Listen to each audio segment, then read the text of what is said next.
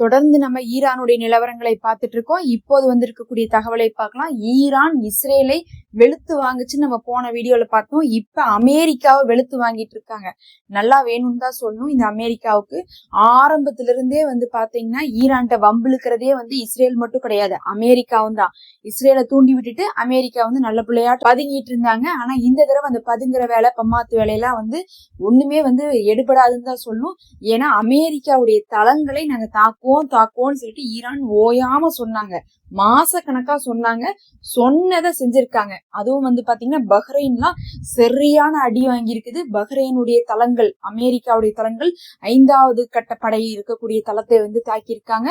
அது இல்லாம பாத்தீங்கன்னா கத்தாரு, பாவம் கத்தார நம்ம என்ன சொல்றதுன்னே தெரியல. அவங்க நடுவுல மாட்டிக்கிறாங்க.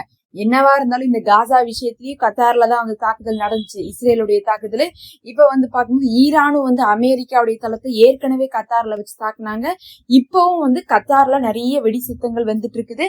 கத்தார்ல இருக்கக்கூடிய அமெரிக்க தளங்கள் தாக்கப்பட்டிருக்குது.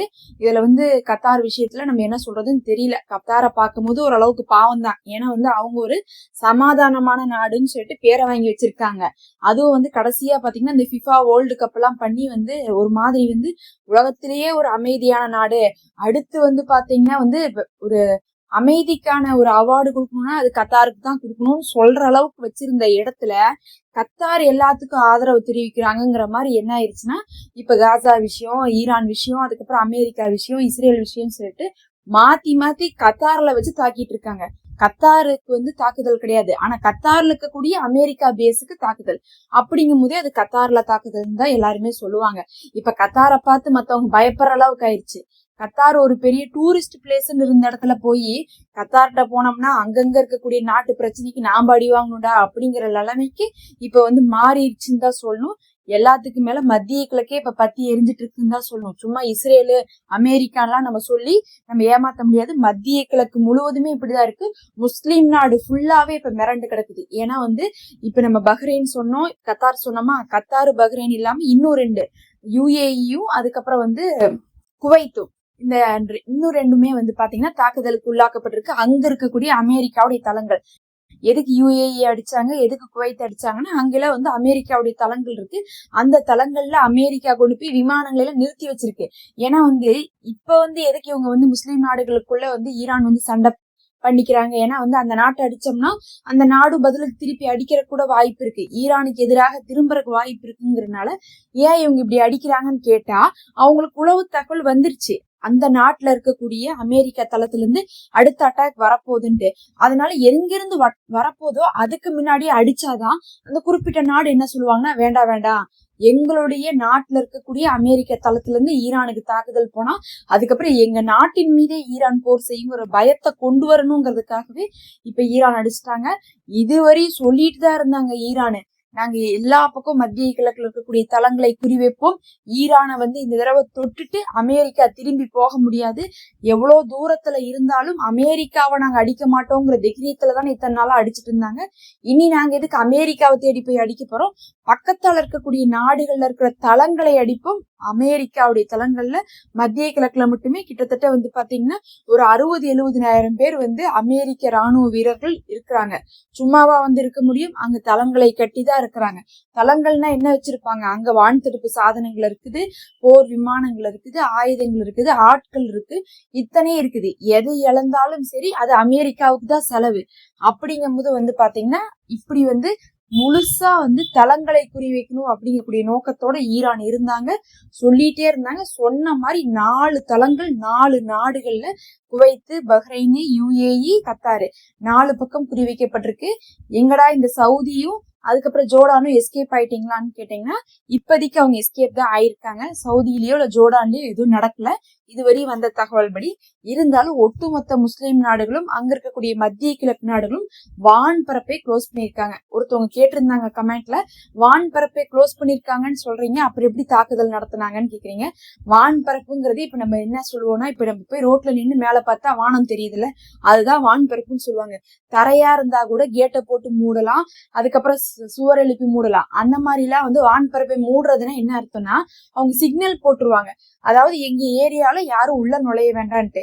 ஒரு ஃபிளைட் வருதுன்னா அவங்களுக்கு சிக்னல் வரும். பொதுவா ஒரு ஃபிளைட் வந்து இங்கிருந்து டேக் ஆஃப் ஆகுது, லேண்ட் ஆகுதுன்னா ஒரு சிக்னல் போகும். இங்கிருந்து டேக் ஆஃப் ஆகுதுன்னு வந்து சிக்னல் போகும். சிக்னலுக்கு வந்து ரிப்ளை பண்ணதுக்கு பிறகுதான் அவங்க டேக் ஆஃப் பண்ணுவாங்க. அதே மாதிரி டிராவல் பண்ணிட்டு இருக்கும்போது அதை என்ன பண்ணுவாங்க, வாட்ச் பண்ணிட்டே இருப்பாங்க. வானத்துல வந்து உங்களுக்கு ரூட் எல்லாம் பெருசா தெரியாது. ஒருத்தவங்க என்ன பண்ணுவாங்கன்னா அதை கண்காணிச்சு கீழே இருந்து வந்து சிக்னல் அனுப்பிட்டே இருப்பாங்க, பேசிட்டே இருப்பாங்க. அதுக்கப்புறம் அவங்க ஒரு இடத்துல இறங்கணும்னா பிளைட்ல இருந்து சொல்லுவாங்க, நாங்க இந்த இடத்துல இறங்க போறோம்னு சொல்லுவாங்க. எல்லாம் அந்த மாதிரி பர்மிஷன் வாங்கணும். அதுதான் இந்த வான்பரப்புன்னு சொல்றது. அப்ப மொத்தத்துல வான்பரப்பை வந்து கையை வச்செல்லாம் மூட முடியாது, செவுத்த கட்டியோ இல்ல வந்து கதவு போட்டோ மூட முடியாது. எங்களுடைய ஏரியால எதுவும் பறக்க கூடாது, நாங்க க்ளோஸ் பண்ணி வைக்கிறோம், அதனால பிளைட் எதுவும் வந்து அலோவ் பண்ண மாட்டோம், ஒரு இண்டிகேஷன் தான் கொடுப்பாங்க. அத வந்து இஸ்ரேலும் அமெரிக்காவும் போர் சமயத்துல ஃபாலோ பண்ண மாட்டாங்க. இப்ப எங்களுடைய வான்பரப்புக்கு மேல தாக்குதல் நீங்க செய்யக்கூடாதுன்னு சொல்லிட்டா இஸ்ரேல் அமெரிக்கா கேட்டுக்கிட்டாங்கன்னா எப்படி வந்து போர் நடக்கும்? நடக்கிறதுக்கு வாய்ப்பு இல்லை. அதனால வந்து யார் சொன்னாலுமே வந்து வான்பரப்பு மூடப்பட்டாலும், இஸ்ரேலுடைய வான்பரப்பு மூடப்பட்டிருக்கு, அமெரிக்காவுடைய ஈரானுடைய வான்பரப்பு மூடப்பட்டிருக்குது. அதுக்கப்புறம் மத்திய கிழக்குல இருக்கக்கூடிய முஸ்லீம் நாடுகள் அனைத்தின் வான்பரப்புகளும் மூடப்பட்டிருக்கு. ஏன்னா கத்தார்ல தாக்குதல் நடக்குது, பஹ்ரைன்ல தாக்குதல் நடக்குதுன்னா இப்ப அங்க எல்லாமே வான்பரப்பு க்ளோஸ் ஆகிதான் இருக்கு. க்ளோஸா இருந்தாலும் இஸ்ரேல் அந்த வான்பரப்பை யூஸ் பண்ணி தான் அட்டாக் பண்ணி ஆகணும். ஈரானும் அந்த வான்பரப்பை யூஸ் பண்ணி தான் அட்டாக் பண்ணி ஆகணும். அதனால க்ளோஸ் பண்ணிருக்குது அப்படிங்கிறது வந்து அபிஷியலா பர்மிஷன் கேட்டு வர்றவங்களுக்கு அலோவ் பண்ண மாட்டாங்களோ தவிர, இந்த மாதிரி அன்அபிஷியலா போர் செய்யறவங்க அதை யூஸ் பண்ணிப்பாங்க. வான்பரப்பு மூடப்பட்டாலும் அடுத்தடுத்து பாத்தீங்கன்னா தாக்குதல் நடத்தப்பட்டுக்கிட்டே இருக்குது. ஈரான்லயும் ஒரே வெடி சத்தமாக இருந்துட்டு இருக்கு. கண்டிப்பா இதை வந்து அமெரிக்கா வந்து எக்ஸ்பெக்ட் பண்ணிருப்பாங்களான்னு தெரியாது. வாயில பூச்சாண்டி காட்டுறாங்க ஈரானு, நம்ம என்ன வேணா செஞ்சுக்கலாம்னு நினைச்சிட்டு இருந்திருப்பாங்க.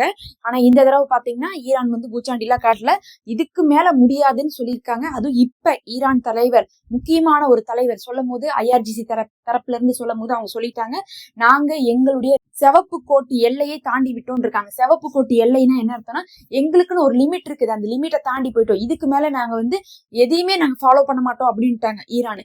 இதுக்கு மேல நாங்க சமாதானத்துக்கு போக மாட்டோம், இதுக்கு மேல நாங்க பயந்து பின்வாங்க மாட்டோம், இதுக்கு மேல நாங்க இதை செய்ய மாட்டோம் அதை செய்ய மாட்டோம்லாம் சொல்ல மாட்டோம். இனி எங்களுக்கு வந்து பிரச்சனை இல்லை. முதல்ல என்ன பண்ணாங்கன்னா ஒரு ரேஞ்ச் வச்சிருப்பாங்க. சரி, இந்த முஸ்லீம் நாடுகள் அமெரிக்காவுக்கு பயந்தாலும் இஸ்ரேலுக்கு பயந்தாலும் அவங்களுடைய தளங்களை கொடுத்தாலும் சரி, அவங்கள நம்ம அட்டாக் பண்ணக்கூடாது அப்படிங்கக்கூடிய ஒரு ரேஞ்ச் வச்சிருந்தாங்க. அதுதான் அந்த சிவப்பு கோடுன்னு சொல்றது.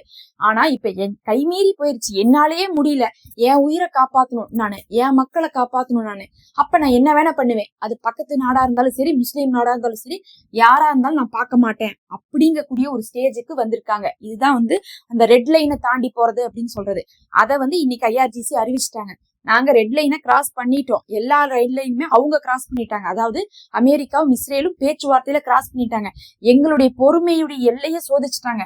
இதுக்கு மேல வாழ்வா சாவாதான். இனி போய் நம்ம வந்து பக்கத்து நாட்டுகிட்ட வந்து ஃப்ரெண்ட்ஷிப் வச்சுக்கிறதோ இல்ல வந்து பார்த்தா இவங்கள்ட்ட போய் பஞ்சாயத்து வச்சுக்கிறதோ நமக்கு வந்து இனி கிடையாது அப்படிங்கறதை ஈரான் இப்போதும் கூட உறுதியாக அறிவிச்சு கொடுத்துட்டு இருக்காங்க. அங்கங்க வந்து பாத்தீங்கன்னா சில அறிவிப்புகள் ஈரான் தரப்புல இருந்து வந்துட்டு இருக்குது. இன்னும் வந்து பாத்தீங்கன்னா பல இடத்துலயும் வந்து தாக்குதல்கள் போய் கொண்டுதான் இருக்குது. இது தொடர் தாக்குதலாக போயிட்டு இருக்குது. இது ஒரு தடவை அடிச்சுட்டு நிக்கிற மாதிரி இல்ல, மாத்தி மாத்தி அடிச்சுட்டு இருக்காங்க. அடுத்தடுத்து செய்திகள் வந்து கொண்டே இருக்கும். தொடர்ந்து இணைந்திருங்க. அடுத்து என்ன அப்டேட் வருதுன்னு சொல்லிட்டு பார்க்கலாம். பாக்குறதுக்காக மறக்காம சப்ஸ்கிரைப் பண்ணிக்கோங்க, நோட்டிபிகேஷனை கிளிக் பண்ணிக்கோங்க.